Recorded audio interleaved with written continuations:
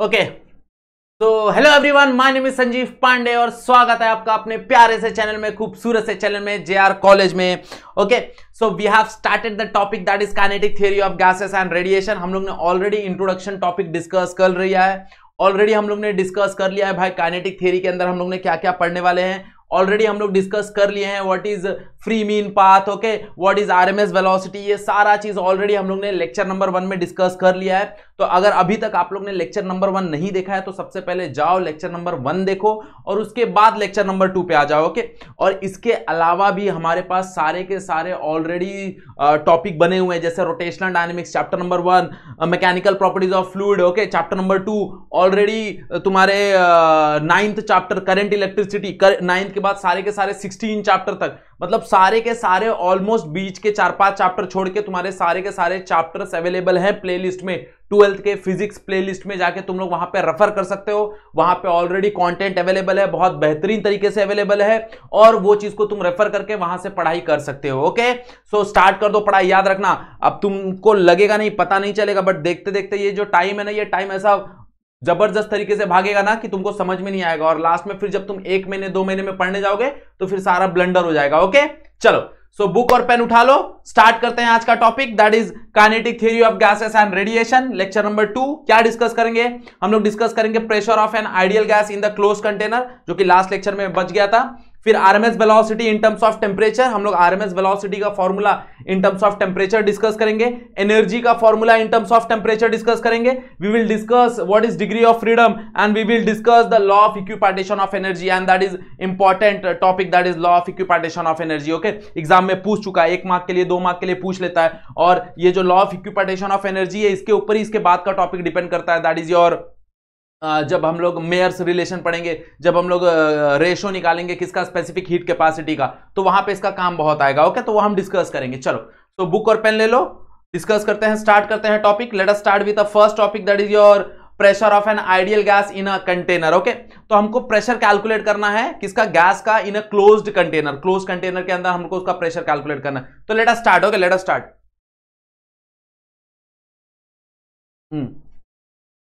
तो let us imagine a closed container. Okay, सबसे पहला एक क्लोज्ड कंटेनर इमेजिन कर लेते हैं, अगर हम देखने जाएं तो।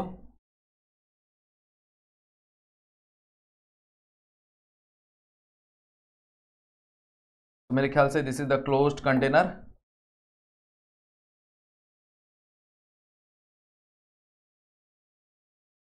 है ना? ओके, सो 3 एक्सिस इमेजिन कर लेते हैं। Let's say this is x axis, let's say this is your y axis and let's say this is your z axis। Okay, मतलब ये तुम्हारा x हो जाएगा, ये तुम्हारा y हो जाएगा और ये तुम्हारा z हो जाएगा। ओके, और ये एक क्लोज्ड कंटेनर है, क्यूबिकल कंटेनर है, हम ऐसा अज्यूम कर रहे हैं कि भाई ये क्यूबिकल कंटेनर है, यस और नो? ओके, तो मान लो कि इसके अंदर n नंबर ऑफ मॉलिक्यूल रहेंगे। ओके, लेट अस कंसीडर, हम कंसीडर करेंगे। ओके, पॉइंट्स हम बहुत सारे पॉइंट्स हम कंसीडर करने वाले हैं। तो सबसे पहले पॉइंट हम कंसीडर करते हैं कि भाई इसके पास n नंबर ऑफ ये रहने वाला है, क्या बोलते हैं, मॉलिक्यूल रहेंगे। ओके, तो what is n? n is a number of molecule. दिख रहा है क्या तुमको? Yes, okay, n is a number of molecule. n क्या रहेगा? नंबर ऑफ मॉलिक्यूल रहेगा। Okay, let's say small m is nothing but a mass of each molecule and that will be identical। ये already हम लोग ने first lecture में discuss कर लिया है, क्यों आइडेंटिकल रहेगा, that is assumptions of kinetic theory, yes or no? तो what is small m, that is a mass of each particle और each molecule, जो बोलना चाहो बोल सकते हो। ओके, तो अगर यहां पे हम लोग देखने जाए तो कैपिटल M क्या हो जाएगा, that is the total mass of the gas. Total mass of the gas become that is m into n, है ना? Because what is small m? Small is nothing but a mass of an individual particle, and what is capital N? Capital is n is nothing but a number of that particle। तो अगर मैं इन दोनों को multiply कर दूं तो मेरे को कहीं कुछ कैपिटल m मिलेगा, and that capital M is nothing but your total mass of the gas। Okay, what is capital M? It is a total mass of the gas, total mass of gas। Okay, 4 mark के लिए derivation आ चुका है, याद रखना। Okay, 4 mark के लिए exam में, board exam में ये डेरिवेशन पूछ चुका है, तो कहीं ना कहीं ये इंपॉर्टेंट डेरिवेशन है।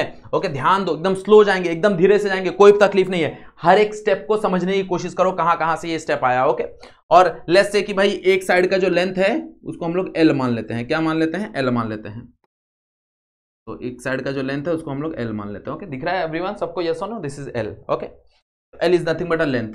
यहां पे मान लो कि एक मॉलिक्यूल है। अब ये मॉलिक्यूल के पास देखो कहां कहां जाने की, भाई उसके पास एक्स डायरेक्शन हो सकता है, उसके पास वाई डायरेक्शन हो सकता है, उसके पास जेड डायरेक्शन हो सकता है। मतलब मान लो कि इसकी वेलोसिटी यहाँ पे वी एक्स हो जाएगी, यहाँ पे वी वाई हो जाएगी और यहाँ पे वी जेड हो जाएगी, ऐसा मान लेते हैं हम लोग। ओके, और ये कौन सी वेलोसिटी है? ये फर्स्ट मॉलिक्यूल की वेलोसिटी, ये फर्स्ट मॉलिक्यूल है। ओके, फर्स्ट मॉलिक्यूल है, तो इसको नाम देते हैं वी एक्स वन, इसको नाम देते हैं वी वाई वन, इसको नाम देते हैं VZ1। ओके, वन है, ये वन है ना। अब ध्यान दो, हम लोग सिर्फ फर्स्ट मॉलिक्यूल के बारे में डिस्कस करेंगे और सिर्फ एक ही डायरेक्शन का डिस्कस करेंगे, that is x direction. Okay ना, तो consider molecule one in x direction. सिर्फ एक्स डायरेक्शन की बात करेंगे हम लोग और किसी डायरेक्शन की बात नहीं करेंगे। ओके, आपने वो कैलकुलेट करना है कहीं ना कहीं प्रेशर, तो प्रेशर कैलकुलेट करने के लिए कहीं ना कहीं अपने को चाहिए pressure is equal to force upon area, तो कहीं ना कहीं अपने को फोर्स कैलकुलेट करना पड़ेगा। ओके, तो फोर्स कैलकुलेट करने के लिए सबसे पहले अपने को वेलोसिटी से थोड़ा बहुत अपने को कंपेयर करना पड़ेगा, एक्सेलरेशन कहीं से कहीं अपने को निकालना पड़ेगा, कहीं ना कहीं हमको यूज करना पड़ेगा the rate of change of momentum is equal to the force, तो पहले वो चीज के बारे में डिस्कस करना पड़ेगा। तो let us consider a molecule one molecule in x direction. Okay, तो क्या मैं बोल सकता हूं कि x डायरेक्शन में उसका इनिशियल मोमेंटम क्या हो जाएगा? What will be the initial momentum? Initial momentum will B, initial momentum का फॉर्मूला हमको पता है, that is momentum is nothing but mass into velocity. Okay, तो मास कितना है m और वेलोसिटी कितना है vx1। ओके, vx1 हम लोगों ने याद रखना, vx1 क्यों दे रहे हैं? बिकॉज x डायरेक्शन की वेलोसिटी है और फर्स्ट पार्टिकल की वेलोसिटी है, फर्स्ट मॉलिक्यूल की वेलोसिटी है। यहीं पे अगर देखने जाए तो ये चलेगा चलेगा चलेगा चलेगा, टकराएगा, टकराने के बाद वापस रिटर्न आ जाएगा, रिटर्न आ जाएगा, मतलब क्या हो जाएगा? फाइनल मोमेंटम क्या हो जाएगा? तो final momentum will B that is minus mvx1। Okay, why minus? और बिकॉज वेलोसिटी में यहां पे कोई चेंजेस नहीं होगा। क्यों चेंजेस नहीं होगा यहां पे वेलोसिटी में? बिकॉज जो कोलिजन हो रहा है दैट इज इलास्टिक कोलिजन, और ये हम लोग ने कहां डिस्कस किया? ये हम लोग ने ऑलरेडी डिस्कस किया है लेक्चर नंबर 1 में। तो इसलिए मैं बोल रहा हूं कि अगर लेक्चर नंबर 1 नहीं देखा है तो सबसे पहले लेक्चर नंबर 1 का बकायदा अच्छे से सारी कहानी समझ लो, तब यहां पे आओ तो तुमको अच्छे से समझ में आएगा। ओके, सारी चीजें। तो सिर्फ उसकी वेलोसिटी का डायरेक्शन चेंज हुआ, मतलब कोई भी चीज यहां से जाएगा, ऐसे गया गया गया, पार्टिकल गया, टकराया, टकरा के सिर्फ वो अपना डायरेक्शन चेंज कर रहा है, उसकी वैल्यू में कोई चेंजेस नहीं आ रहा, उसकी वेलोसिटी की वैल्यू में कोई भी चेंजेस नहीं आ रहा। मतलब जाते वक्त भी वो vx1 था, आते वक्त भी वो vx1 ही है। यस और नो? तो यहां पे अगर हम देखने जाए तो चेंज ऑफ मोमेंटम क्या मिल जाएगा? Change of momentum will B, change of momentum, तो चेंज ऑफ मोमेंटम क्या मिल जाएगा? दैट इज डेल पी से उसको रिप्रेजेंट करते हैं, दैट इज 2m vx1 है ना। Okay, the change of momentum will be 2m1 twice m1 m vx1। Yes और नो? ओके, अगर हम देखने जाए चेंज ऑफ मोमेंटम हम कैलकुलेट करें, यस और नो। अब यहां पे मेरे पास ऑलरेडी चेंज ऑफ मोमेंटम है। अगर हम देखने जाए what is the second law of Newton, by Newton second law, by Newton second law of motion. Okay, Newton second law of motion. तो what is Newton second law of motion? What is Newton second law of motion? Newton second law of motion क्या बोलता है? Newton second law of motion बोलता है कि भाई जो भी तुम्हारा rate of change of momentum होगा वो कहीं ना कहीं बराबर होगा किसके? फोर्स के। जो rate of change of momentum होगा कहीं ना कहीं बराबर होगा किसके? फोर्स के। अब यहां पे rate of change of momentum तो हमारे पास है, बट हमारे पास टाइम नहीं है, तो हमको टाइम कैलकुलेट करना पड़ेगा। अब टाइम कैसे कैलकुलेट करेंगे? टाइम कैलकुलेट करेंगे विद द फॉर्मूला। कौन सा फॉर्मूला लगाएंगे? देखो जरा। So we know that okay, क्या मैं बोल सकता हूं टाइम बराबर होता है okay distance divide by speed के? बोलो बात सही है कि नहीं सही है? यस और नो? भाई जो टाइम बराबर होता है वो किसके बराबर होता है? डिस्टेंस डिवाइड बाय स्पीड के। एक एक स्टेप बता रहा हूं कि कैसे कैसे आएगा। ओके, रटना नहीं है, इस चीज को समझना है। तो क्या मैं बोल सकता हूं कि भाई जो टाइम है वो बराबर होगा 2L डिवाइड बाय vx1 के, है ना? क्योंकि डिस्टेंस कितना चल रहा है? ये जा रहा है, टकरा रहा है, वापस आ रहा है, मतलब डिस्टेंस चल रहा है 2l, हाँ या ना, और स्पीड कितनी है उसकी vx1, तो time is equals to 2l divide by vx1। ये टाइम का वैल्यू यहां पे पुट कर दो और यहां से मोमेंटम का वैल्यू पुट कर दो, तो देयरफॉर फोर्स क्या हो जाएगा, व्हाट इज फोर्स, fx1 नाम दे देते हैं इसको, fx1। तो what is force, that is change in momentum. तो ये जो चेंज इन मोमेंटम है उसकी जगह क्या पुट कर देंगे, उसकी जगह पुट कर देंगे 2mvx1। तो 2mvx1 पुट कर दो तो क्या मिलेगा, that is 2mvx1 divide by, okay. अब व्हाट इज टाइम, टाइम की जगह क्या पुट हो जाएगा, that is 2l divide by vx1। अब ये vx1 ऊपर चला जाएगा क्योंकि डिनोमिनेटर का डिनोमिनेटर में है, ऊपर जाके स्क्वायर हो जाएगा, तो दिस बिकम, और यहां से 2 गेट कैंसल, तो दिस बिकम mvx1 का स्क्वायर डिवाइड बाय l। बोलो समझ में आ गया, यस सर समझ में आ गया, यस और नो, हाँ या ना, कहानी समझ में आ रही कि नहीं समझ में आ रही है, ओके। मतलब यहां पे अपने को फोर्स मिल गया, किसका फोर्स मिला, पहले पार्टिकल का, किस डायरेक्शन में, एक्स डायरेक्शन में, कितना मिला, दैट इज mvx1 का स्क्वायर डिवाइड बाय l। बोलो यहां तक समझ में आ गया कि नहीं समझ में आ गया, यहां तक समझ में आ गया तो ही हम लोग आगे बढ़ेंगे, नहीं तो हम लोग आगे नहीं बढ़ेंगे, देख लो। समझ में आ गया एवरीवन, हाँ या ना, नोट डाउन कर लिया ये चीज को, ओके। ध्यान से समझो इस चीज को, ये एक्स डायरेक्शन का फोर्स है, पहले पार्टिकल का फोर्स है, यस और नो, एक्स डायरेक्शन में, हाँ या ना। अब जरा सोचो, क्या मैं ऐसे ही सेकंड पार्टिकल का निकाल सकता हूं, क्या मैं ऐसे ही थर्ड पार्टिकल का निकाल सकता हूं, क्या मैं ऐसी वाई डायरेक्शन का निकाल सकता हूं, क्या मैं ऐसी जेड डायरेक्शन का निकाल सकता हूं, यस और, मतलब कहीं ना कहीं मैं सारे पार्टिकल्स की कहानी कैलकुलेट कर सकता हूं यहां से। तो let us start.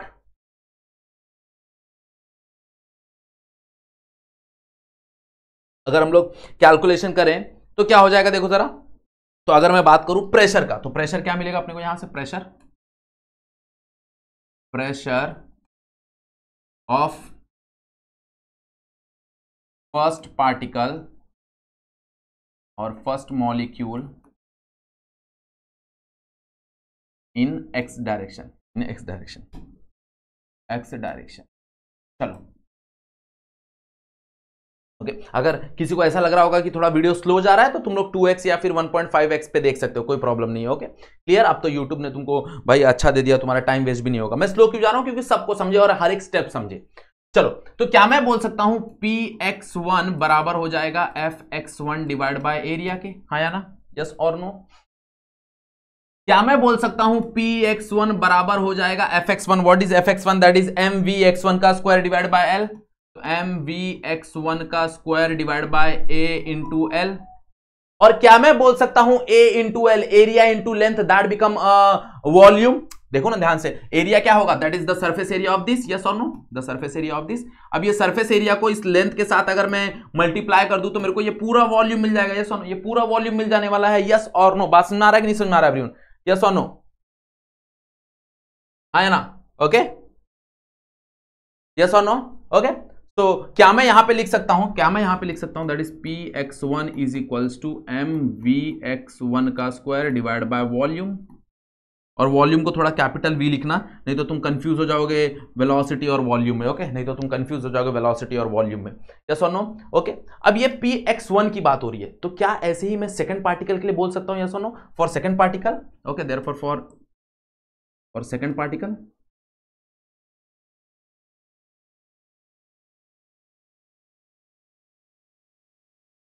Second particle के लिए क्या हो जाएगा, px2 is equals to mvx2 का स्क्वायर डिवाइड बाय v।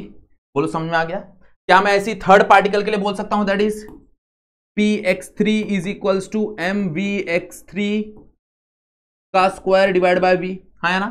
क्या मैं ऐसे ही टोटल निकाल सकता हूं, यस और नो, तो टोटल क्या मिलेगा देखो जरा। तो देयरफॉर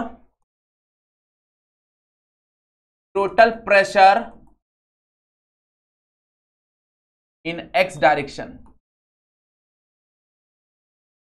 तो total pressure in x direction क्या मिलेगा, that is px is equals to, okay. अगर हमें देखने जाऊं इसके पहले, देखो सबको ऐड करना है जस्ट, तो सबको अगर मैं ऐड कर दूं तो क्या सब में मास और वॉल्यूम सेम है, तो सब में मास और वॉल्यूम बाहर आ जाएगा, तो सब में अगर मास और वॉल्यूम बाहर आ जाएगा तो क्या ही मिलेगा मेरे को, that is mass divide by volume, बाहर ले लो, इन ब्रैकेट क्या बचेगा, दैट इज vx1 का स्क्वायर प्लस vx2 का स्क्वायर प्लस vx3 का स्क्वायर प्लस अप टू कहां तक है, कितने अपने पास पार्टिकल हैं, दैट इज प्लस vxn। बोलो समझ में आ गया, यस और नो, ओके। ये एक्स डायरेक्शन की आई। ऐसी सेम y डायरेक्शन का भी प्रेशर होगा, यस और नो? सिमिलरली अगर हम देखने जाएं तो हमारे पास y डायरेक्शन का भी प्रेशर होगा, तो py can be written as that is mass by volume in bracket Vx1, that is Vx, x नहीं आएगा, y डायरेक्शन का आएगा, तो V1y का स्क्वायर प्लस Vy2 का स्क्वायर प्लस Vy3 का स्क्वायर प्लस अप टू कहां तक जाएंगे, अप टू हम लोग जाएंगे Vyn के स्क्वायर तक जाएंगे। बोलो समझ में आया? उसी तरह सेम z डायरेक्शन का भी होगा। वीडियो पॉज करो, z डायरेक्शन का मेरे को लिख के बताओ कमेंट सेक्शन में, फटाक से कमेंट सेक्शन में मेरे को z डायरेक्शन का प्रेशर लिख के बताओ। तो z डायरेक्शन का प्रेशर क्या हो जाएगा? सेम मास बाय वॉल्यूम बाहर हो जाएगा, मास बाय वॉल्यूम बाहर हो गया, क्या मिलेगा? Velocity in z direction first particle का square plus velocity in z direction second particle का square plus velocity in z direction third particle का स्क्वायर, अप टू कहां तक जाएंगे? Up to velocity z direction n particle के square तक जाएंगे। बोलो समझ में आ गया? यस सर समझ में आ गया, रिपीट करने की जरूरत नहीं है, हाँ या ना? यस और नो? अब मेरे पास px py pz आ गया, क्या मैं बोल सकता हूं कि भाई एवरेज प्रेशर क्या होगा? The average pressure will be, हम लोग हमेशा एवरेज प्रेशर की बात करते हैं, तो एवरेज प्रेशर विल बी,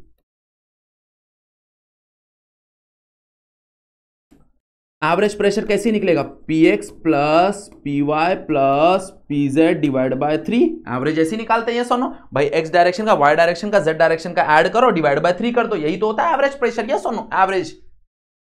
तो क्या मैं अगर तीनों को ऐड करने जाऊं तो मैं क्या बोल सकता हूं कि भाई तीनों के अंदर ये जो क्वांटिटी है ये सेम है? देख लो भाई, m by v, m by v, m by v तीनों के अंदर सेम है, सेम है, यस सर तीनों के अंदर सेम है। तो क्या मैं बोल सकता हूं ये तीनों को बाहर ले लिया, तो तीनों को बाहर ले लेंगे तो m बाय 3v, ये 3 को भी बाहर ले लिया मैंने, अंदर क्या बच रहा है ध्यान दो, अंदर क्या बच रहा है ध्यान दो, अंदर यहां पे ये सारे टर्म बचेंगे, ऐसा ना, मतलब Vx1 का स्क्वायर प्लस Vx2 का square plus dot dot dot dot Vxn का स्क्वायर, ओके, प्लस Vy1 का स्क्वायर प्लस Vy2 का square plus dot dot dot dot plus Vyn का स्क्वायर, यस और नो, प्लस Vz1 का square plus Vz2 का square plus dot dot dot dot Vzn का square. बोलो समझ में आ गया? यस सर समझ में आ गया, कुछ नहीं किया सर, खाली यहां से हमने सारे वेलोसिटीज को यहां पे ऐड कर दिया, यस और नो? अब ध्यान दो, यहां पे बहुत इंपॉर्टेंट चीज है ध्यान देने वाली, ये सारे वेलोसिटीज को अगर तुम देखोगे तो क्या ये सारे के सारे वेलोसिटीज, ये सारे के सारे वेलोसिटीज तुमको पार्टिकल 1 के नहीं दिख रहे हैं? ओके, ये सारे पार्टिकल 1 के वेलोसिटी है, मतलब कहीं ना कहीं ये एवरेज वेलोसिटी है ऑफ पार्टिकल 1, ये कहीं ना कहीं एवरेज बोल लो या फिर रिजल्टेंट बोल लो, this is the resultant velocity of particle 1, this is the resultant velocity of particle 2, this is the resultant velocity of particle n, हाँ या ना? यस और नो? बात सुन मारा कि नहीं सुन मारा एवरीवन? यस और नो? तो क्या मैं बोल सकता हूं therefore pressure is equals to m by 3v, ये तीनों को ऐड करके क्या मिलेगा? The resultant velocity of particle 1 का स्क्वायर प्लस ये तीनों को ऐड करके क्या मिलेगा? The resultant velocity of particle 2 का स्क्वायर प्लस अप टू कहां तक जाएंगे? That is the resultant velocity of Vn का स्क्वायर, यस और नो? बात सुन मारा कि नहीं सुन मारा एवरीवन? ओके, और ये कहीं देखा हुआ लग रहा है, अगर तुमको याद होगा, तुमने कहीं ना कहीं ये चीज पढ़ा होगा, और ऑलरेडी हम लोग ने आरएमएस वेलोसिटी डिस्कस किया है, तो यहाँ पे हम लोग ने बताया है कि भाई जो v1 का स्क्वायर प्लस v2 का स्क्वायर प्लस v3 का square dot dot dot vn का स्क्वायर है, वो कहीं ना कहीं बराबर होता है vrms के स्क्वायर इंटू n से। तो कहीं ना कहीं मैं इसके जगह लिख सकता हूं कि भाई इसकी जगह क्या हो जाएगा? That is m by 3v, और ये किसके बराबर हो जाएगा? That is n times vrms का स्क्वायर। बोलो समझ में आ गया? यस और नो? ओके, हाँ या ना? तो ये है मेरा प्रेशर। अब इसको थोड़ा सा रीअरेंज कर दूं तो pressure will be mass into number of molecule divide by 1/3n, okay, v आ जाएगा, v एंड Vrms का स्क्वायर। अब यहां पे कंफ्यूज कहां होते हैं बच्चे वो भी बता देता हूं, यहां पे 2 v एग्जिस्ट करता है, दिस इज वॉल्यूम, ये जो v है वो वॉल्यूम है, and this v is your velocity, ये जो v है वो तुम्हारा वेलोसिटी है। बुक में इसको v बार भी लिखा गया है, ओके, तो कंफ्यूज नहीं होना, वो सही चीज है, तुम उसको Vrms लिख दो या v बार लिख दो, उससे कोई फर्क नहीं पड़ता, दोनों चीज से तुम उसको रिप्रेजेंट करा सकते हो, हाँ या ना? बात सुना रहा है एवरीवन? यस और नो?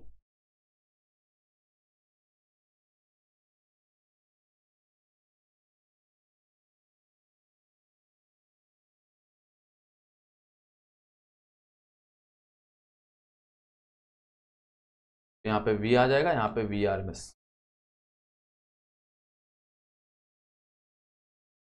क्लियर, समझा, हाँ या ना। इसको एक और तरीके से लिख सकते हैं, देखो M इंटू N को हम लोग टोटल मास लिख सकते हैं, तो pressure is equals to total mass by TV into VRMS का स्क्वायर। तो कहीं कहीं तुमको ये वाला फॉर्मूला भी देखने मिलेगा। और मास बाय वॉल्यूम को हम लोग डेंसिटी भी लिख सकते हैं, तो कहीं ना कहीं तुमको ये वाला भी फॉर्मूला दिखेगा, 1/3 डेंसिटी इंटू VRMS का स्क्वायर। तो ये तीनों के तीनों सेम ही फॉर्मूले हैं, तीनों के तीनों सेम ही चीज को रिप्रेजेंट कर रहे हैं, याद रखना।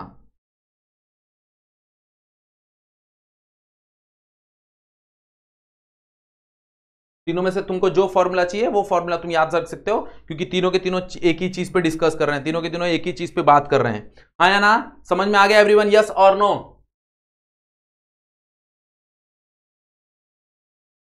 So the average pressure of an ideal gas acting on the closed container is 1/3 m into n divided by v into VRMS का स्क्वायर, या फिर total mass of gas divide by 3 times of volume into VRMS का square, या फिर 1/3 rho into VRMS का square. ये तीनों का तीनों सेम ही चीज है, हाँ या ना।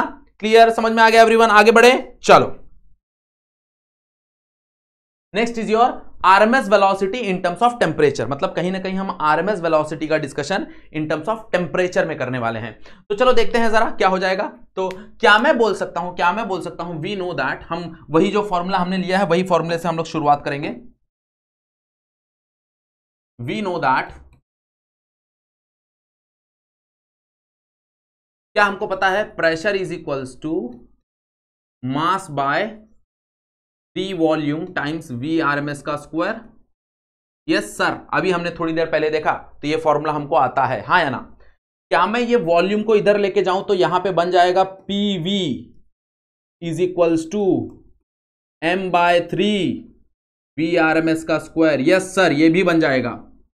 क्या ये PV वर्ड कहीं सुना हुआ लग रहा है? That is ideal gas equation, that is PV is equals to nRT। बोलो हाँ या ना। Yes sir. सो हम लोग बोल सकते हैं we also know that, we also know that, okay, that is PV is equals to nRT। बोलो हाँ या ना, बात समझ में आ रहा है कि नहीं समझ में आ रहा है? that is PV is equals to nRT। बोलो हाँ या ना, बात समझ में आ रहा है कि नहीं समझ में आ रहा है? समझ में आ रहा है सर। तो ये PV के जगह nRT पुट कर सकते हैं क्या? पुट कर सकते हैं सर। तो यहां पे नाम दे दो इक्वेशन नंबर 1, यहां पे नाम दे दो इक्वेशन नंबर 2, और बोल दो कि भाई फ्रॉम 1 and 2, तो फ्रॉम 1 and 2 क्या हम लोग दोनों चीज को कंपेयर करके लिख सकते हैं? दैट इज m/3 VRMS का स्क्वायर बराबर हो जाएगा nRT से, हाँ या ना? बराबर, यस और नो? भाई दोनों को हमने कंपेयर किया, हमने कंपेयर करके यहां पे लिख दिया। अब अपने को VRMS चाहिए इन टर्म्स ऑफ टेम्परेचर, बाकी सबको उस तरफ भेज दो। बाकी सबको इस तरफ भेज देंगे तो क्या मिलेगा, देख लो जरा। बाकी सबको इस तरफ भेज देंगे तो क्या मिलेगा? तो देयरफॉर VRMS का स्क्वायर बराबर हो जाएगा nRT डिवाइड बाय, ये 3 इधर आ जाएगा और डिवाइड बाय m आ जाएगा। बोलो समझ में आ गया, हाँ या ना? ओके। अब ये n/m कहीं देखा हुआ लग रहा है, देखो जरा। n का फॉर्मूला था given mass by molar mass, हाँ या ना? तो कहीं ना कहीं ये m नीचे आ जाएगा, तो n/m का फॉर्मूला क्या मिलेगा? That is 1/m0। m0 is the molar mass या फिर मॉलिक्यूलर मास, जो बोलना चाहो बोल सकते हो। तो दैट इज VRMS का square is equals to 3RT divide by m0, हाँ या ना? और ये स्क्वायर उधर जाएगा, तो that is VRMS is equals to √3RT divide by m0। This is your RMS velocity. मतलब यहां से हम लोग बोल सकते हैं कि भाई जो RMS वेलोसिटी है वो डायरेक्टली प्रोपोर्शनल होता है एब्सोल्यूट टेम्परेचर के साथ। ओके, तो यहां पे स्टेटमेंट लिख देते हैं, the RMS velocity of the gas is, or gas molecule, not gas, gas molecule is, the RMS velocity of the gas molecule is directly proportional, is directly proportional is directly proportional to the root of absolute temperature. Yes और no, समझ में आ गया everyone? Yes और no? Okay, तो कभी कभी proof के लिए भी बोल देते हैं कि भाई प्रूफ दैट कि आरएमएस वेलोसिटी का जो ये होता है, क्या बोलते हैं, प्रोपोर्शनलिटी जो होता है टेम्परेचर के साथ, वो रूट होता है। तो ये प्रूफ करके दिखाओ, तो तुम ये चीज प्रूफ करके दिखा सकते हो, 1 या 2 मार्क के लिए आ सकता है। यस और नो? क्लियर? ये याद रखना जरूरी है, ये दोनों याद रखना जरूरी है, ये बहुत इंपॉर्टेंट है। क्लियर? समझ में आ गया सबको? RMS velocity in terms of temperature क्या होता है, हाँ या ना? ओके, नोट डाउन कर लो इस चीज को, इसके ऊपर न्यूमेरिकल बनते हैं। और मेरे को ऐसा लगता है ना, जहां तक इस टॉपिक में अगर न्यूमेरिकल आते हैं ना, तो इसी टॉपिक पे से आते हैं। ये हो गया, या फिर स्टीफन बोल्ट्जमैन लॉ हो गया, उसके ऊपर आ जाते हैं। ओके, चलो आगे बढ़े। Next is your energy in terms of temperature. मतलब कहीं ना कहीं हमको एनर्जी का भी कहानी डिस्कस करना है इन टर्म्स ऑफ टेम्परेचर। ओके, मतलब कहीं ना कहीं एनर्जी को बताना है कि क्या एनर्जी टेम्परेचर से रिलेटेड होता है। लाइक अगर तुमको याद होगा तो हमने बचपन में एक ये किया था, एक्सपेरिमेंट किया था, अगर तुमको याद होगा वो एक्सपेरिमेंट थोड़ा सा मैं डिस्कस कर लेता हूं। बहुत बचपन की कहानी है, शायद तक तुमको याद हो। यहाँ पे हम लोग ने 2 कंटेनर लिया था। एक कंटेनर में हम लोग ने ठंडा पानी रखा था, एक कंटेनर में हम लोग ने गर्म पानी रखा था। ओके, एक में कोल्ड वाटर था और एक में हॉट वाटर था। एक में कोल्ड वाटर था, एक में हॉट वाटर था। कोल्ड वाटर में हमने क्या डाला, इंक ड्रॉप डाला, हाँ या ना? ओके, यहां पे हमने क्या डाला, इंक ड्रॉप डाला, और यहां पे भी हमने इंक ड्रॉप डाला। ओके, अब दोनों जगह क्या हुआ, कोल्ड वाटर में जो इंक ड्रॉप है वो उतना अच्छे से स्प्रेड नहीं हुआ। ओके, और हुआ तो बहुत टाइम लगा। बट वहीं पे हॉट वाटर में क्या देखा हमने, हॉट वाटर में जैसे ही ये इंक ड्रॉप गया, ये बहुत बेहतरीन तरीके से क्या होने लगा, बहुत बेहतरीन तरीके से स्प्रेड होने लगा। ओके, बहुत बेहतरीन तरीके से वो मिक्स हो गया। तो इसका मतलब क्या है, वहां पे बेसिकली वहां पे जो मॉलिक्यूल्स हैं ना उस हॉट वाटर के, यहां पे जो उसके मॉलिक्यूल्स हैं, ये जो मॉलिक्यूल्स हैं,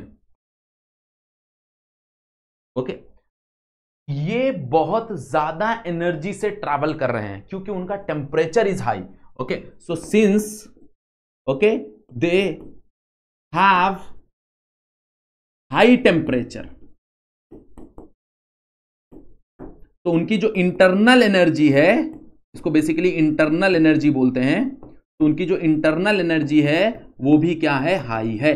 बात समझ आ रहा है? मतलब बेसिकली कि कहीं ना कहीं इंटरनल एनर्जी का टेम्परेचर से लेना देना है। और पहले लेक्चर में मैंने तुमको बता दिया है भाई, पहले लेक्चर में मैंने तुमको डिस्कस कर दिया, हमने डिस्कस कर लिया है कि यहां पे जो चीज हम पढ़ेंगे ना वो in terms of temperature, volume, pressure, इसी के बारे में पढ़ेंगे, क्योंकि we can not see that molecule. तो हाफ काइनेटिक एनर्जी का हमारे पास एक और formula, that is half M V square, तो हम लोग वो हाफ एम वी स्क्वायर से निकाल सकते हैं, but the velocity of that molecule is not predictable और इट इज नॉट, इसलिए तो हम आरएमएस वेलोसिटी पढ़ते हैं ना भाई, पूरे टोटल मॉलिक्यूल की वेलोसिटी हम पढ़ रहे हैं। एक सिंगल मॉलिक्यूल की वेलोसिटी को कैलकुलेट करना या मेजर करना थोड़ा सा कॉम्प्लेक्स हो जाता है, तो हम नहीं कर पाते।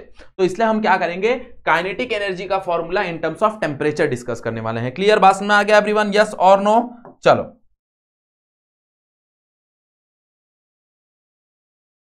ये तुमको याद आ गया होगा कि भाई हम लोग ने 9th 9th में किया था, मेरे ख्याल से 9th या 8th में कहीं, तो ये वाला एक्सपेरिमेंट किया था हम लोग ने, हाँ या ना? Clear everyone? यस और नो? चलो स्टार्ट करें। तो सेम चीज, वी नो दैट, वही सेम चीज हम कंसिडर करेंगे, that is P is equals to small m into n divide by 3v into v r m s का square, into v r m s का square.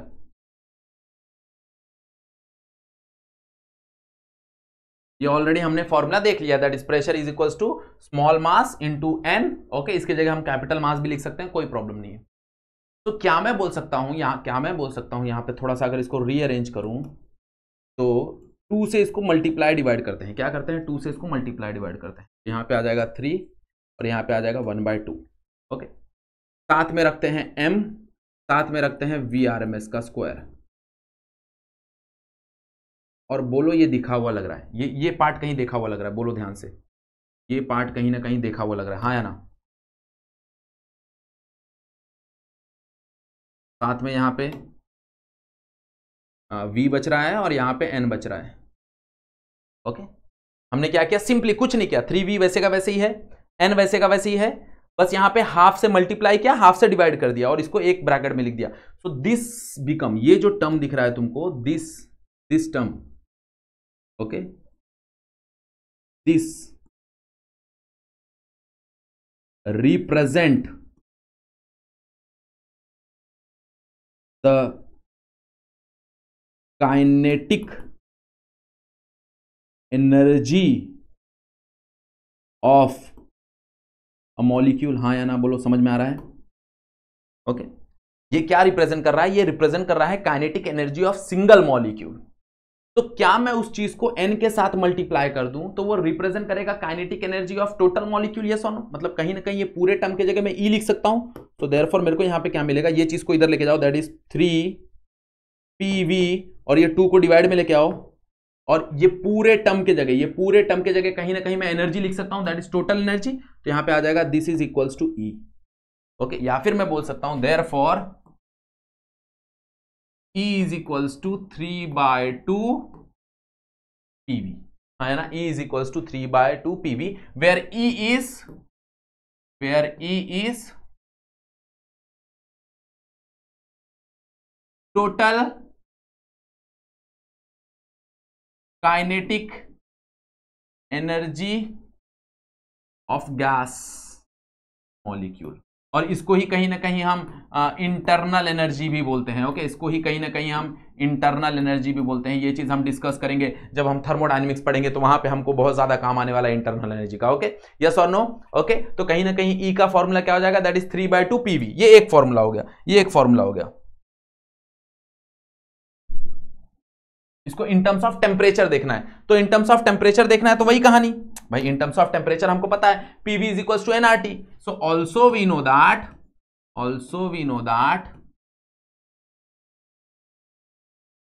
क्या ही हो जाएगा अगर हम देखने जाए तो, that is E is equals to 3/2, ये PV के जगह क्या मैं पुट कर सकता हूं, nRT, यस और नो? PV के जगह कहीं ना कहीं हम लोग पुट कर सकते हैं nRT, यस और नो? और अगर तुमको याद होगा तो nRT के अलावा भी मैंने तुमको बताया था एक और इक्वेशन था, that is PV is equals to nKBT। याद है? याद आ रहा है कि नहीं याद आ रहा है एवरीवन? यस और नो? कहीं ना कहीं हम लोग ने ऑलरेडी ये चीज दिखा है, तो कहीं ना कहीं वो चीज भी तो हम लोग पुट कर सकते हैं। तो यहां पे हम लोग पुट कर सकते हैं, क्या पुट कर सकते हैं, दैट इज nKBT, और ये कहां से मिल रहा है, ये हमको मिल रहा है सेम इक्वेशन से, that is PV is equals to nKBT। ये ऑलरेडी हम लोग ने फर्स्ट लेक्चर में डिस्कस किया है। अगर किसी ने फर्स्ट लेक्चर नहीं देखा है तो फर्स्ट लेक्चर पहले जाओ देखो, ओके, तुमको मिल जाएगा। तो 3/2 nKBT, हाँ या ना, यस और नो? तो कहीं ना कहीं क्या मैं बोल सकता हूं, ये n नीचे आ जाएगा, that is E divide by n is equals to 3/2 KBT, और ये हम लोग बोल सकते हैं this is the average internal energy of molecule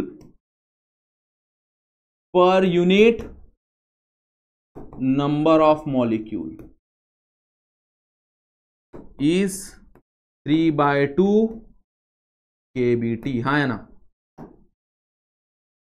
okay, yes और नो? मतलब कहीं ना कहीं मेरे को ये याद रखना है कि भाई जो भी एनर्जी आएगा, एवरेज एनर्जी एक मॉलिक्यूल का, एवरेज एनर्जी एक मॉलिक्यूल का वो किसके बराबर होगा, वो बराबर होगा 3/2 KBT, हाँ या ना?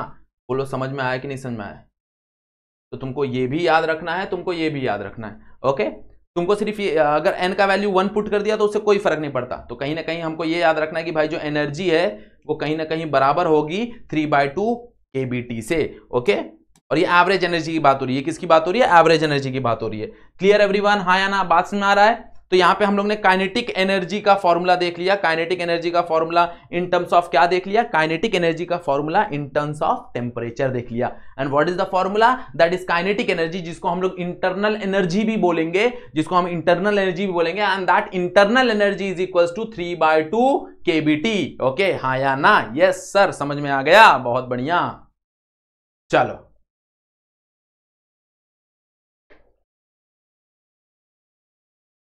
आगे बढ़े, यस और नो? चलो, next is your degree of freedom, okay. Next is your degree of freedom. तो what is degree of freedom, okay. Degree of freedom को समझने के लिए सबसे पहले डेफिनेशन जो है, वो जो लिखा हुआ डेफिनेशन है मैं वो समझा देता हूं। That is degree of freedom of a system are defined as the total number, okay, as the total number of coordinate, okay, of independent quantities, okay, of independent quantities required to describe the position and the configuration of the system completely, okay. सबसे बेहतरीन तरीका है भाई समझने के लिए कि मान लो कि ये एक वन डायमेंशनली ये पार्टिकल है, तुमको दिख रहा होगा, यस और नो एवरीवन, ये पार्ट सबको दिख रहा होगा, चलो ये दिख रहा होगा सबको, this is one dimensional particle, सबको इमेजिन करो, सिर्फ इतना पार्टिकल इमेजिन करो, okay? क्या ये पार्टिकल ऊपर नीचे जा सकता है? यस, जा सकता है। क्या ये पार्टिकल आजू बाजू जा सकता है? यस, जा सकता है। क्या ये पार्टिकल अंदर बाहर या फिर आगे पीछे हो सकता है? यस, हो सकता है।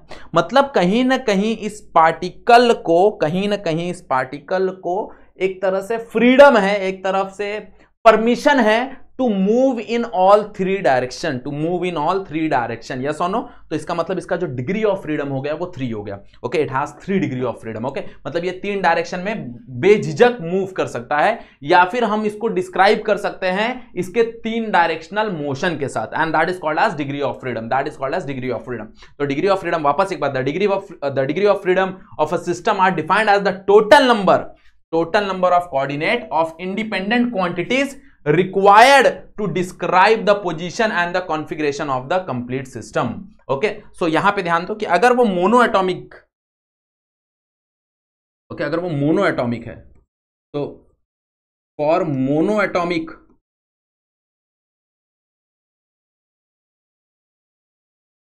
मोनोएटॉमिक पार्टिकल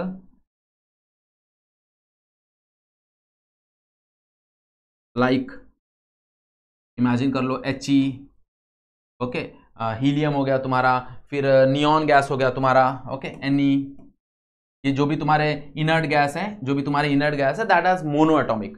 तो मोनोएटॉमिक के पास हमेशा ना 3 ट्रांसलेशनल डिग्री ऑफ फ्रीडम होता है, okay, translational degree of freedom, okay. तो for monoatomic particle like Ne, He, okay, helium, जो भी तुम्हारे इनर्ट गैसेस हैं, has 3 translational degree of freedom. क्योंकि वो मोनोएटॉमिक है तो या फिर वो x में घूम सकते हैं, y में घूम सकते हैं, या फिर z में घूम सकते हैं, तो उनके पास 3 ट्रांसलेशनल, ओके, याद रखना, वो रोटेट नहीं कर सकते क्योंकि मोनोएटॉमिक है ना, सिंगल, एक dot, how a dot can be rotate, okay. तो इसको ऐसे समझ लो कि भाई कि यहां पे अगर एक मॉलिक्यूल है तो ये मॉलिक्यूल x में भी चल सकता है, ये मॉलिक्यूल y में भी चल सकता है, और ये मॉलिक्यूल z में भी चल सकता है। हाँ, बस ये रोटेट नहीं हो सकता, जैसा ना, ये मोनोएटॉमिक की कहानी है। किसकी कहानी? मोनोएटॉमिक की। वहीं पे अगर मैं डायएटॉमिक की बात करूं तो डायएटॉमिक के लिए क्या हो जाता है, तो फॉर डायएटॉमिक, ओके, तो डायएटॉमिक का स्पेलिंग मैंने गलत लिख दिया,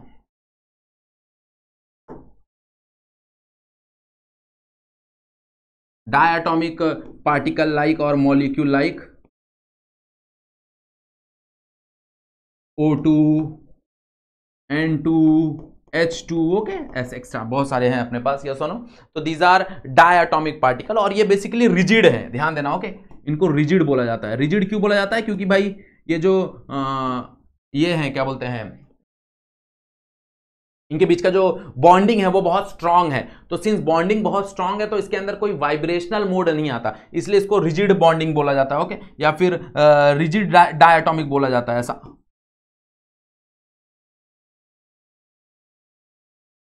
तो अगर रिजिड डायएटॉमिक है तो इनके पास, याद रखना, 3 ट्रांसलेशन तो होगा ही होगा, ये तो फिक्स है, 3 ट्रांसलेशन तो होगा ही होगा।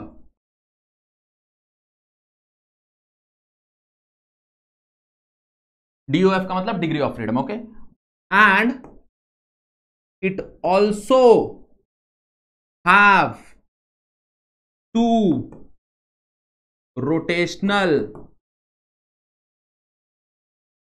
Degree of freedom. मतलब इसके पास 2 रोटेशनल डिग्री ऑफ फ्रीडम भी है। अब कैसे 2 रोटेशनल डिग्री ऑफ फ्रीडम है, मैं समझाने की कोशिश करता हूं थोड़ा सा, देखो जरा, ओके। मान लो कि यहां पे, तो मान लो कि यहां पे 2 ऐसा है, ओके, और मान लो ये ऐसा एक रिंग की तरह है, ओके, और ये कौन कौन से एक्सिस पे हैं, तो यहां पे मान लो एक्स एक्सिस है, ये this is X axis, this is Y axis, and this is Z axis, okay. X Y and this is Z. Okay, 3 axis है हमारे पास।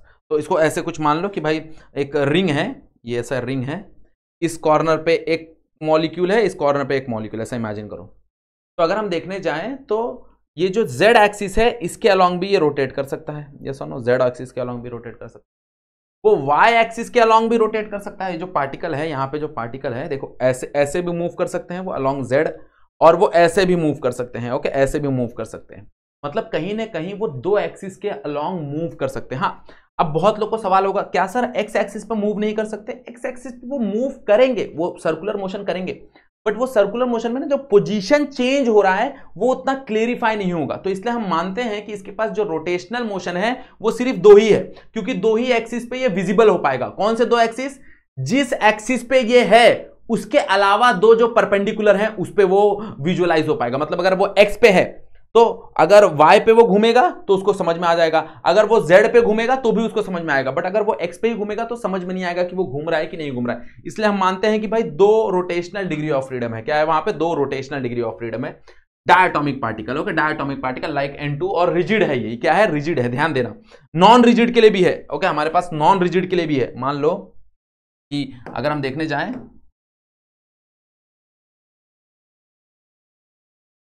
Diatomic, non rigid diatomic molecule,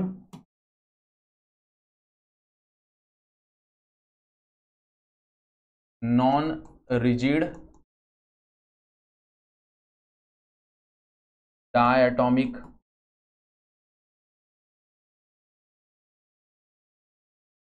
molecule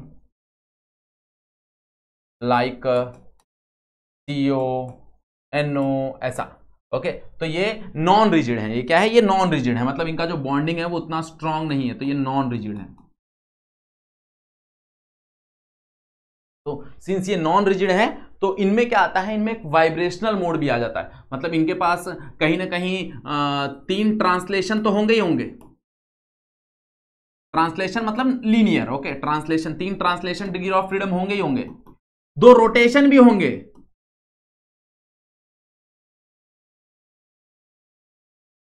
but एक vibrational mode भी आएगा यहां पे, क्योंकि वो आपस में वाइब्रेट करेंगे। ओके, क्योंकि वो आपस में वाइब्रेट करेंगे तो यहां पे एक वाइब्रेशनल मोड भी आएगा। ये चीज का ध्यान देना। ओके, मतलब 3 ट्रांसलेशनल, 2 रोटेशन और एक वाइब्रेशनल मोड। यस और नो? अगर मान लो कि ये पॉली एटॉमिक है, क्या है? Poly atomic.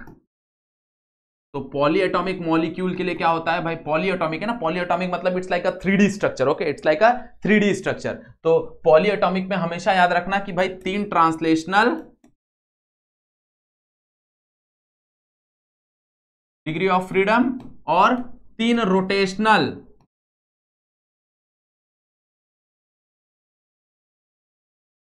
ओके। अब ये एक 3D है ना, तो 3D तुम कहीं से भी रोटेट कराओ, ऐसा रोटेट कराओ तो भी तुमको पता चलेगा, ऐसा रोटेट कराओ तो भी तुमको पता चलेगा, ऐसा रोटेट कराओ तो भी तुमको, मतलब तीनों डायरेक्शन का तुमको रोटेशन पता चलेगा। तो इसलिए 3 ट्रांसलेशनल और 3 डिग्री ऑफ फ्रीडम रोटेशन के होते हैं, याद रखना। ओके, हाँ, वाइब्रेशनल मोड भी इसमें होते हैं, but vibrational mode molecule two molecule depend करता है कि भाई वो रिजिड है कि नॉन रिजिड है, कितना वाइब्रेशनल मोड होगा। तो इसलिए हम लोग वाइब्रेशनल मोड को कभी कभी F अज्यूम कर लेते हैं, तो F वाइब्रेशनल मोड होगा, and that is conditional। ये कंडीशनल है, याद रखना। अगर रिजिड हुआ तो रिजिड के अंदर तुमको वाइब्रेशनल मोड देखने नहीं मिलेगा, तब तुमको सिर्फ 3 ट्रांसलेशन और 3 रोटेशन देखने मिलेगा। क्लियर? बात समझ में आ गया एवरीवन? यस और नो? ओके, कहानी समझ में आ गई डिग्री ऑफ फ्रीडम के लिए? यस और नो? आगे बढ़े।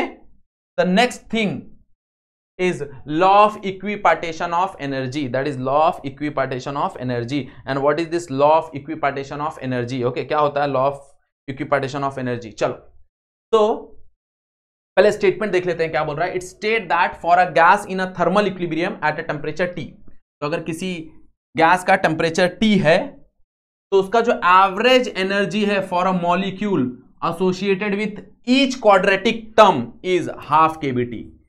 That is very important, is half kBT। Okay, इसका मतलब क्या है कि अगर हम देखने जाएं तो कहीं ना कहीं, मैंने अभी थोड़ी देर पहले एनर्जी हमने डिस्कस किया कि that is energy will B 3/2 kBT। And what is this? This is the average energy of molecule, हाँ है ना? बट वो मॉलिक्यूल तो तीनों डायरेक्शन में जा सकता है ना, मतलब कहीं ना कहीं अगर मेरे को इसको तोड़ना रहे तो मैं ऐसा लिख सकता हूं ना, half KBT plus half KBT plus half KBT, कहीं ना कहीं मैं ऐसा लिख सकता हूं, यस ओके। इसको ऐड करके क्या ही बनेगा, इसको ऐड करके 3/2 KBT बनेगा। मतलब कहीं ना कहीं मैं बोल सकता हूं कि भाई ये जो टर्म है ये x एक्सिस के लिए बता रहा है, ये जो टर्म है ये y एक्सिस के लिए बता रहा है, ये जो टर्म है वो z एक्सिस के लिए बता रहा है। मतलब यहां से ये चीज तो क्लियर होगा, ईच क्वाड्रेटिक के लिए, ईच टर्म के लिए the energy will be half KBT। Okay, मतलब ईच डिग्री ऑफ फ्रीडम, तुम ये बोल सकते हो कि ईच डिग्री ऑफ फ्रीडम में जो एनर्जी आएगी that will be a half KBT। Yes और no, that energy will be the half KBT and that is law of equipartition of energy. मतलब वो क्या कर रहा है, वो बेसिकली एनर्जी को इक्वली बांट रहा है हर एक डिग्री ऑफ फ्रीडम में, हर एक डायरेक्शन में। ओके, बात समझ रहा है, यस और नो। मतलब ये चीज याद रख लो कि भाई एक मॉलिक्यूल का अगर जो एवरेज काइनेटिक एनर्जी होता है वो 3/2 KBT होता है। ये 3/2 KBT कहां है, ये भाई कैसे 3/2 KBT है, ये x एक्सिस के लिए भी है, y एक्सिस के लिए भी है, z एक्सिस के लिए भी, क्योंकि तीनों डायरेक्शन में हमारे पास वेलोसिटी है ना, तो तीनों डायरेक्शन में हमारे पास वेलोसिटी है और मेरे को पता है भाई velocity is nothing but proportional to temperature, तो तीनों डायरेक्शन में हमारे पास कहीं ना कहीं ये होगा, टेम्परेचर होगा, तो इसलिए half KBT half KBT half KBT। Okay, this represent the x axis, represent the y axis, represent the z axis. मतलब एक कोऑर्डिनेट के लिए या फिर एक डिग्री ऑफ फ्रीडम के लिए जो एनर्जी बनेगी वो एनर्जी कितनी बनेगी, वो हाफ KBT बनेगी and this is the half KBT। Clear, बात समझ में आ गया एवरीवन, यस और नो। मतलब यहां से अगर हम देखने जाएं तो हमको सबका एनर्जी मिल जाएगा। जैसे अगर बात करो, अगर यहां से हम लोग देखने जाएं तो क्या मैं बोल सकता हूं, फॉर मोनो एटॉमिक क्या मैं बोल सकता हूं, जो एनर्जी हो जाएगा वो बराबर हो जाएगा 3/2 KBT के, क्योंकि एक के लिए हाफ है तो उसमें कितना डिग्री ऑफ फ्रीडम होगा, उसमें 3 डिग्री ऑफ फ्रीडम होगा, तो दैट बिकम 3/2 KBT। अगर मैं देखने जाऊं फॉर किसके लिए, फॉर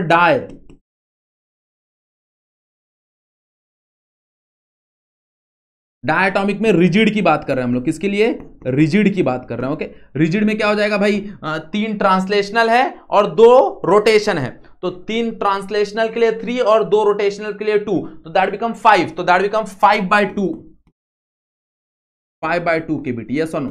ओके, कहीं ना कहीं एमसीक्यू में या कहीं ना कहीं 1 मार्क्स के लिए पूछा जा सकता है, तो ये चीजें अपने को पता होना चाहिए। अब ध्यान दो, फॉर डायटॉमिक नॉन रिजिड, तो फॉर डायटॉमिक नॉन रिजिड की बात कर रहे हैं अपन, नॉन रिजिड लाइक आपने डिस्कस किया कि भाई CONO। ओके, तो यहां पे कहानी थोड़ी सी बदल जाती है, यहां पे ये 5/2 तो आता ही आता है, साथ में एक KBT भी आता है। ओके, सिर्फ KBT।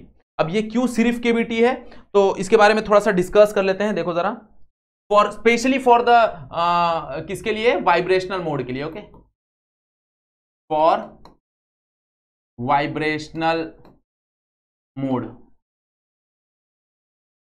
तो अगर तुम कहीं ना कहीं देखने जाओ ना तो वाइब्रेशन में 2 एनर्जी इन्वॉल्व होती है। ओके, वाइब्रेशन में 2 एनर्जी इन्वॉल्व होती है। अगर हम कभी डिस्कस किए या फिर कभी तुमने ऑसिलेशन चैप्टर पढ़ा अच्छे तरीके से, तो ऑसिलेशन चैप्टर में हम देखेंगे कि जो तुम्हारी वाइब्रेशनल एनर्जी होती है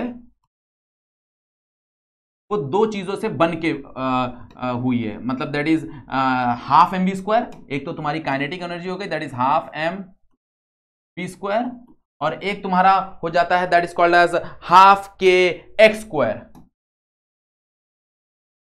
okay, that is half kx²। ये energy, what is k is a spring constant, what is x is the displacement from the mean position, ये सारा कहानी तुम लोग ऑसिलेशन में डिस्कस करोगे। ओके, यहां पे बस ये समझ लो कि तुम्हारा जो वाइब्रेशनल का काइनेटिक एनर्जी है ना वो 2 से बना हुआ है, दैट इज हाफ mv² और हाफ kx²। और मुझे पता है कि भाई जो law of equipartition of energy बोलता है वो बोलता है एक टर्म के लिए हाफ KBT, मतलब इसके लिए कौन सा एसोसिएशन होगा, ओके, इस टर्म के लिए, ये टर्म के लिए कितना आ जाएगा, that is half KBT,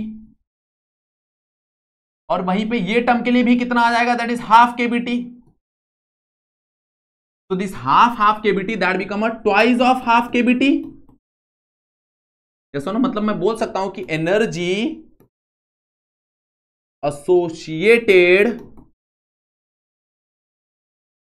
with vibrational mode is equals to the twice of half KBT, और ट्वाइस ऑफ हाफ केविटी को हम लोग क्या लिख सकते हैं, केविटी लिख सकते हैं, यस और नो, क्योंकि 2 तो कैंसिल हो जाने वाला है, तो उसको तुम लोग ट्वाइस ऑफ केविटी भी याद रख सकते हो या फिर सिर्फ केविटी याद रख सकते हो। मतलब याद रखना, रोटेशन और ट्रांसलेशन के लिए एक एक्सिस के लिए कितना हो जाएगा, एक एक्सिस के लिए हाफ केविटी, बट वहीं पे अगर वाइब्रेशनल आ गया तो एक वाइब्रेशनल के लिए सिर्फ केविटी होता है। कितना होता है, सिर्फ केविटी होता है। इस चीज पे ध्यान दो, जो मैं बोल रहा हूं सारे लफ्जों को समझो। ओके, क्लियर बात में आ रहा है, मतलब कहीं ना कहीं यहां पे जो हमने लिखा है, भाई यहां पे जो 5/2 केबीटी क्यों लिखा, 5/2 केबीटी इसलिए लिखा क्योंकि भाई 3 डिग्री ऑफ फ्रीडम ट्रांसलेशन के हैं और 2 डिग्री ऑफ फ्रीडम रोटेशनल के हैं, बट साथ में एक और प्लस केबीटी किया। क्यों प्लस केबीटी किया, क्योंकि it is a for vibrational mode. Okay, ये जो तुमको दिख रहा है ना, ये किसके लिए है, ये for vibrational mode, for vibrational mode. Clear बात समझ में आ गया एवरीवन, यस और नो? तो ऐसा तुम लोग कितना भी डिग्री ऑफ फ्रीडम तुमको पता हो, तुम लोग उसकी इंटरनल एनर्जी का फॉर्मूला या फिर उसका काइनेटिक एनर्जी का formula in terms of temperature बता सकते हो।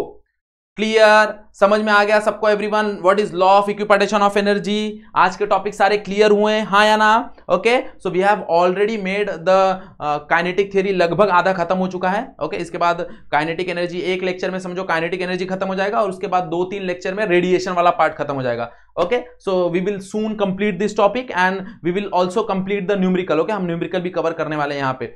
और अभी तक अगर तुमने फिजिक्स स्टार्ट नहीं किया है तो स्टार्ट कर दो, क्योंकि already lecture chapter number 1 that is rotational dynamics and kinetic theory, okay, वो ऑलरेडी अपलोडेड है। काइनेटिक थ्योरी बोल रहा हूँ, मैकेनिकल प्रॉपर्टीज ऑफ फ्लूइड, वो ऑलरेडी अपलोडेड है, प्रेजेंट है जेआर कॉलेज में, तो तुम लोग जाके देख सकते हो, प्लेलिस्ट चेक करोगे तुमको वहां पे मिल जाएगा। क्लियर एवरीवन, समझ में आ गया टॉपिक? अगर कुछ डाउट है तो भाई मैंने यहाँ पे इंस्टाग्राम का आईडी दिया हुआ है, वहां पे तुम लोग जाके मुझे डीएम कर सकते हो, वहां पे हम लोग डिस्कस कर सकते हैं, या फिर तुम कमेंट सेक्शन में कमेंट कर सकते हो। कमेंट सेक्शन थोड़ा रेगुलर नहीं होता, बट मैं डीएम रेगुलर देखता हूं, तो वहां पे हम लोग डिस्कस कर सकते हैं। Clear everyone? चलो, तो आज का टॉपिक यहीं पे एंड करते हैं। आज के लिए बस इतना ही। That's it for today. Thank you so much everyone. Okay, और अगर चैनल पे फर्स्ट टाइम आए हो तो चैनल को सब्सक्राइब करके बेल आइकन दबा के, और अगर वीडियो पसंद आ रहा है तो वीडियो को लाइक करके जरूर जाना। ओके, चलो नेक्स्ट लेक्चर में मिलता है एवरीवन, बाय।